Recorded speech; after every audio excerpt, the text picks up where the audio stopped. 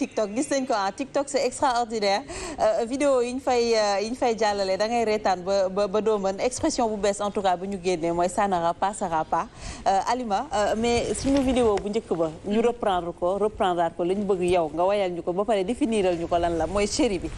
Faceko. Chéri Faceko. Bamsuko.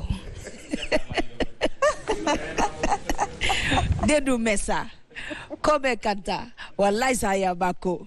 Xam nga lu mu wax? Lan la wax? Mu ne chéri sama yaay nee na sama papa nee na boo ma takkul woon dangay dee. Heureusement ba takk nga ma dee gi dem na. Fatou gëmoo honorable gëm nga li ma wax lii la wax de ndey fëri dégg naa li nga wax waxul loolu la wax chéri sama papa nee na sama yaay nee na suñu waa kër nee nañ boo ma takkul woon dangay dee Thiamas comme takk na ma dee gi dem na. waaw Thiamas su xalaat ci loolu Alima xanaa xam ne ñoom xam nga fa lañ jëlee loolu. ah yow yaa ma takk dama ko wax Thiamas. xam nga fu ñu jëlee loolu. ah xam nga dañuy faral bu marié di dugg si ñu naan ko sa chéri lu mu la jaral. waaw ñu naan ma may la yaay may la baay saa yu la neexee. ah donc ñu loolu lañ traduire rek. mooy bu bambara bi. indi ko ci bambara. Thiam. booboy bu bambara bi. kon de ba ngeen xaar bu soose bi. cheetete ndéem bu bambara génn na. bu géew la fi nekkoon ba léegi. di lëmbe. àddina dox ba bambara dugg. waaw nañu xaar bu soose. bu soose ñëwee bu mu bett kenn. nañu xaar bu soose bi nen. man vidéo yi man daf may rey man. loolu la fàccee koo. jàng naa ko nag ba sonn. dinaa la ko jàngal bu ñu génnee. alors peut-être ñu bàyyi la nga nuyu Thiamas laata ñuy dem actualité comme introduire nga ko tout à l'heure voilà Thiam waxoon naa ko sànq dinañu fekk si ci Mbabor mi comme tous les mardis suukaru koor moom itam dina ci indi lu mu ci xalaat bàyyi fat Thiam dogo waaw Alima dañuy santat yàlla bu baax julli ci yonent bi di ñaan yàlla sunu daje bi yàlla bu mu doon sunu mujjug daje amiin képp koo xamante ni toog ngi ci plateau bi ñu ngi lay balwaq di balwaq sénégalais yi ñuy seetaan di ñaan yàlla koor gi ñu dëgmal yàlla nañ ci dugg ci bisimilahi rahmaani rahim yeggale ko ci alhamdulilahi rabbil alamin Alima nag wax dëgg yàlla mosuma xam ni koor dina ma def nii nu mu la def dem biig ba tey ba ma digg ne weeru feeñ na ba léegi Alima sama xel mi toogatul. dégg naa sa papa la gën a feebar sax. laa ilaaha illallaah. kër ga lay ci kër ga lay umee koor. waaye ca mbedd ma lay wooree. moom papa. foo ko fekk mi ngi woor basan gu baax goo xamante ne nag na ma xale yëpp mayu. mais nag ay dañ ciy profité santat yàlla bu baax. di ñaan yàlla ci réew mi. yàlla na fi yàlla def jàmm. amiin yàlla na nu yàlla defal jàmm. amiin mbas mi nga xamante ne nii moo ni ci réew mi. yàlla na ko fi kóor gi jëlee àlle. amiin incha allah Serigne Babacar Sy yàlla na ko fi kóor gi jëlee. di profité nuyu waa Grand Yoff wax dëgg yàlla. Alima di la jaajëfal bu baax. ak sama ndijaay Youssou.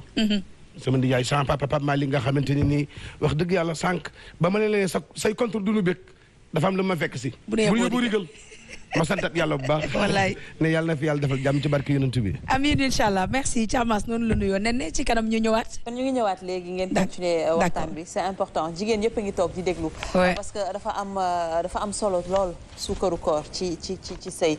alors ñu dellu ci waxtaan bi ak l'invité du jour ça sera tout de suite.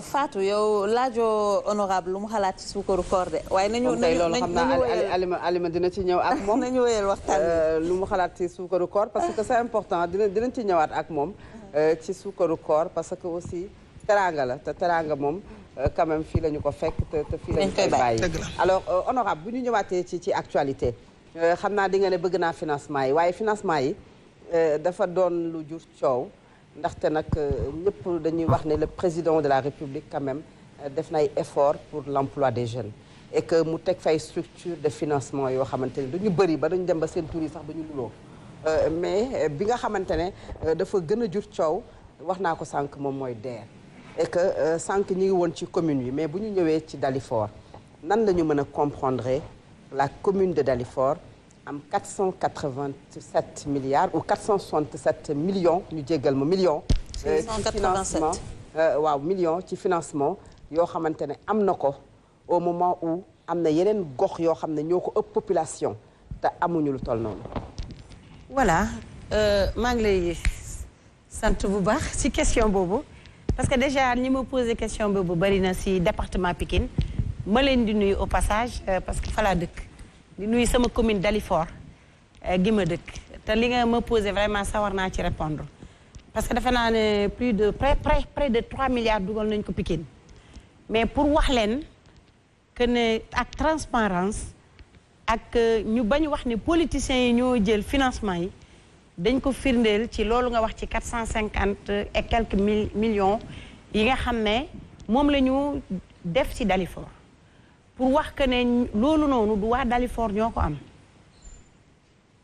femmes yi nga xam ne dañu nekk ci ay activités même bu ñuy politique dañu nekk ci ay activités di doon di commerce wala ñuy def seen business ñoom ñooy déposé bi ñu déposé alors man en tant que député quand même il faut ñu am assistance ci ñoom parce que ay jigéen lañu ñu am vraiment Pastef ci seen i liggéey mais amuñu ku leen accompagner comme li ma wax rek avant nga may poser question fekk naa ay jeunes yoo xam ne ay jeunes cadres lañu ñu def seen projet soxla DER xamuma leen mais dama leen orienté ne leen dem leen comme ni ma orienté femmes yooyu mais nag erreur bi DER def mooy femme bu dëkk ci yeneen communes yi dañ leen waroon a ventiler waat ñu dellu ci seen i communes mais dañu bàyyi lépp ca Dalifort pour wax leen ne ci 450 et quelques millions. loolu manque de transparence nga firndeel fii de. non du manque de transparence pour transparence ku ñuy financé war nañu mën a xam fan mooy adresse exactam ñu mën bu ñuy def lu mel ne répartition quand même des financements ñu xam ne kii Pikine Nord la dëkk wala kii bokk dafa dëkk Diamaguène Sicap Mbao. ñiy financé xam nañu ki dëkk Pikine Nord ki dëkk Djiddah Thiaroye Kaw ki dëkk Yeumbeul Nord ki dëkk Mbao parce que bu ñu lay financé da ngay joxe sa carte d'identité te carte d'identité bi adresse bi moo ca nekk fa ñu defee erreur mooy adresse bi dañoo jël adresse yëpp def ko Dalifort alors que dëkk ñu Dalifort mooy loolu moom amul benn ñàkk transparence bu ci am l'essentiel mooy. ah oui si non amul ñàkk transparence amul financement benn nit 450 et quelques millions benn nit mënu ko jël. 487 millions de benn nit mënul jël financement déjà DER prévoir ñu sax lu mel noonu financement yu ci bëri entre 300 000 1 million la te benn nit mënul jël 450 et quelques millions ku ci nekk da nga am montant boo xam ne yow moom lañ la alloué. 5068 personnes moom la ñu financé mooy nombre bénéficiaires yi. waaw 5068 personnes. waay ñoom ñoo bénéficié wu ci 487 millions de francs. mais ku nekk xam nga financement am na yoo xam ne 300 000 moo leen arrangé. population boo xam ne 30 000 et quelques la Pikine Nord am 40 000 et quelques yéen ngeen ëppale ko. moo tax ma ne xam nga damay expliquer ma ne Fatou ñunu financé noonu mën naa am du ma leen groupe ay groupement lañ man damay politique mais man dama am ay femmes yoo xam ne dañuy activé wu ci développement ma war leen accompagne te loolu damay wax képp koo xamante ne nag député nga parce que du question de ay financement politique mais jigéen nga nekk ci benn département nit ñi yaakaar lañ nga war leen mën a orienter war leen mën a jàppale pour ñu financer la même boo politiqueul ak nga politique nga nekk député war nga leen mën a assister parce que déjà amuñu information bi xamuñu fan lañ koy jëlee li ci ëpp solo mooy que financement yi mu ngi biir Pikine li ci ëpp solo mooy financement yi politisé wuñu ko parce que ñi ci am ci département Pikine ñu ci bëri ànduñu ak président de la République. mais honorable waa Pikine également dañuy laajte peut-être la liste de ces bénéficiaires parce que mënuñu comprendre comme ni ko Fatou Abdou banque amul benn banque commune de Dalifort nekk moins peuplée que Pikine ëppale ko de 10 fois plus 400 on parle de 400 millions fee ñu nga waxu 40 millions. moo tax ma ne la financement yi 400 du bi Dalifort ñoo moom financement yooyu. Dalifort la fa am ci financement ca ba ma koy xam c'était moins de 80 millions. financement jeunes et femmes moins de 80 millions à Dalifort man nag su ma nekkee département Pikine ma gis ay jigéen ñoo xamante ne war naa leen mën accompagner ñu dem déposer mu dinañ déposer suñu déposer dëkk fële ñu imputé ko Dalifort awma ci problème. mais est-ce que amul détournement d'objectif bu fekkee ne yow am na ay jigéen ñu mën a yegg ci yow am yeneen jigéen yoo xam ne mënuñu egg ci yow. amuñu ku leen jàppale. ba duñu am accès au financement. man loolu dépendrul ci nga bokk APR wala nga ñàkk bokk APR. La clientèle politique parce que non c'est pas la clientèle politique. man dama nekk ci département boo xam ne damay politique mais dama fa représenter la population.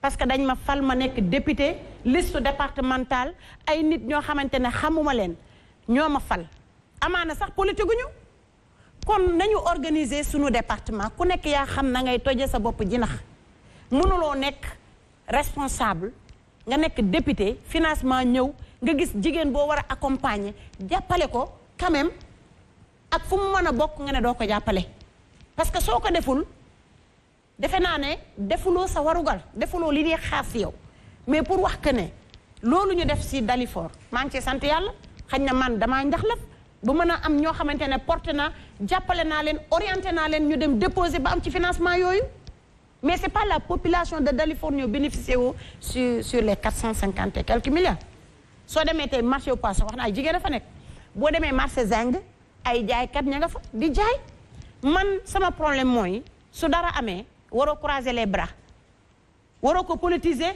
mais waroo croiser les bras war nga dem ci nit ñi parce que loolu moo tax ñu fal ñu ndax dégg nga financement yi est-ce que yaa ngi déposer projet fan nga ci toll mais loolu laa def te loolu na ko jigéen ñëpp def ci seeni département ba mën a am quand même la possibilité d'aider des femmes yi nga xam ne dañoo soxla ay financement.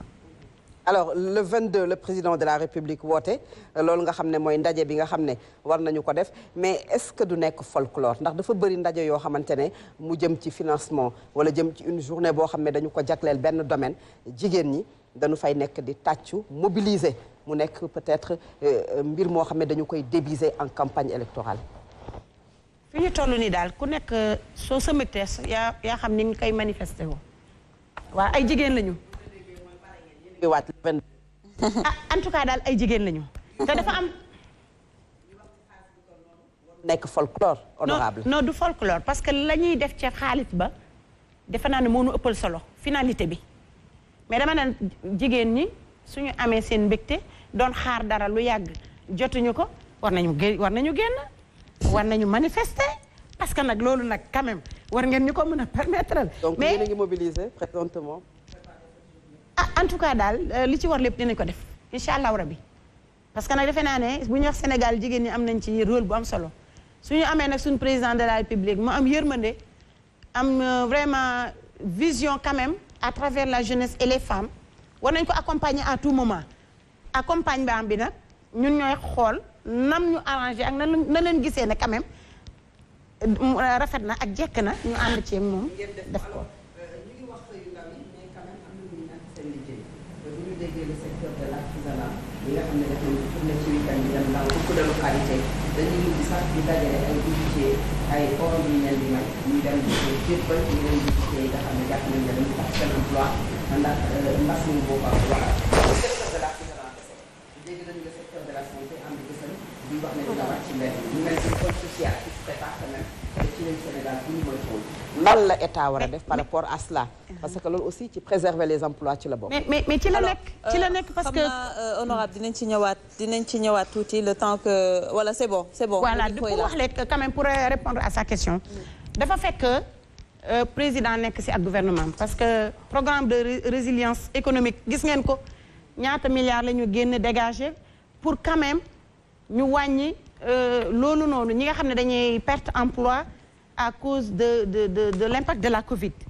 ay milliards la état dégagé def ko ci pour jàppale entreprise yi pour que au moins ñu mën a souffler un peu loolu bu ñu ko fàtte te loo xamante ne si c'est mondial crise bi ñu impacté bari na c'est pas seulement le Sénégal fépp foo mën a dem ci àdduna bi xam nañ ne économie bi wàcc na bu baax ñun avant Covid bi ñu ngi woon ci 6,8% tey ñu ngi ci ay moins de 1%. kon loolu defe naa ne c'est pas Sénégal lépp mais li ci am solo mooy Covid am na ñoom état boo xamante ne bàyyi na xaalis ay sénégalais ñi nga xam ne dañoo nekk ci liggéey ci entreprise yi mu jagleen leen programme boo xamante ne day tax ñu mën a bañ a am yenn charge yu metti ci ñoom loolu defe naa ne Fatou Abdou lu am solo la munul ndimba ndimbal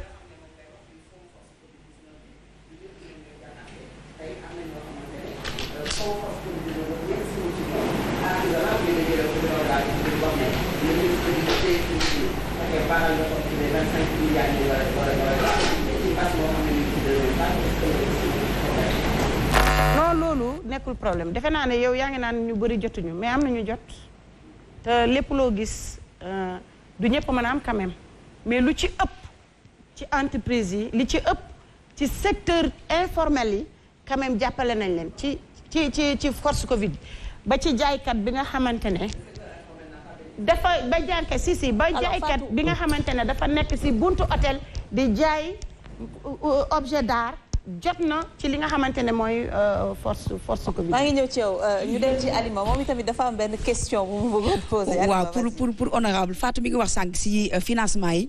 mais ñun constat bi ñu def moom mooy opposition bi du ñu leen gis mukk comme li nga wax ñu jàppale xale yi orienté leen par exemple wala ñoom ñu def ay demande ci DER ñu man fi ma dëkk ci Jidda Caaroy kaw barki démb laa gis Mamadou Gueye bu convention citoyenne neneen mu ànd ak waa DER pour joxe yenn financement yi. te moom. APR la bokk donc opposition bi ñoom ñoo ñëwul ci DER wala DER moo leen yombalul yëf yi wala. DER moom defe naa ne c'est ouvert pour tout le monde muy Pikine muy 45 départements yi comme li nga wax rek nit ñi nga xam ne tey ay porteurs de voix lañ ñoo mën a dimbale seen askan wa ñu dëkkal bien vrai que boo xoolee ci département yi ay tente DER mi ngi fa soo demee ñu orienté la question boo bëgg ñu poser la.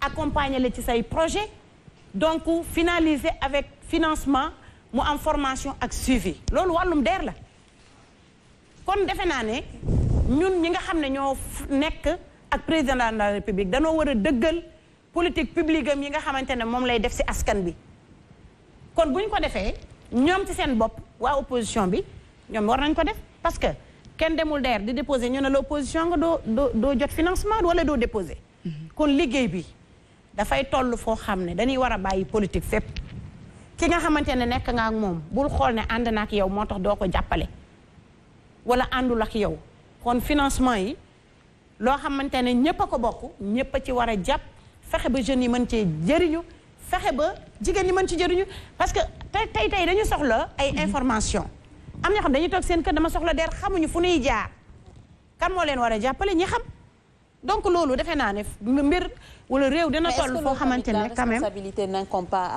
à l'État du Sénégal parce que su communication aussi di am ñoom ñoo war a communiquer allant dans ce sens parce que soo déggee aussi ñuy wax manque de transparence dans tout ça c'est que peut-être on ne communique pas assez par rapport ak les financements. si ñoom am nañ quand même am nañ communication bu baax parce que ñu ngi koy def partout pour communiquer.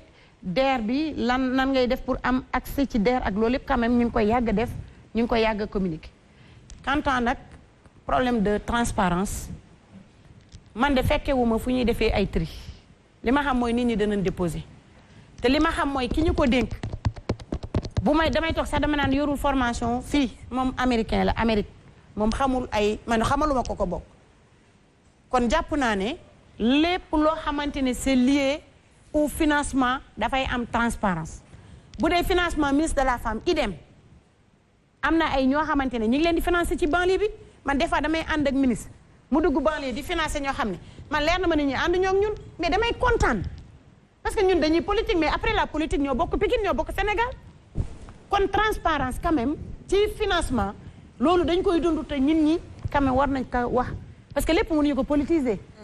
mënuñu ko politiser ñun mënuñu xam.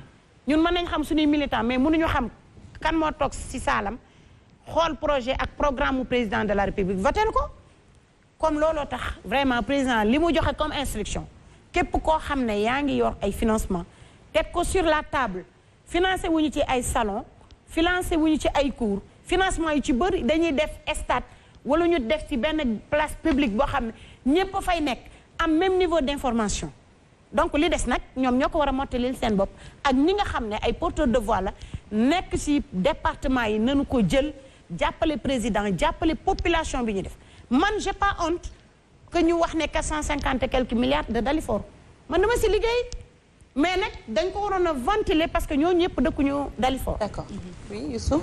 waaw dama bëggoon laaj honorable rek financement yi crédit la wala lu ñu mayee la.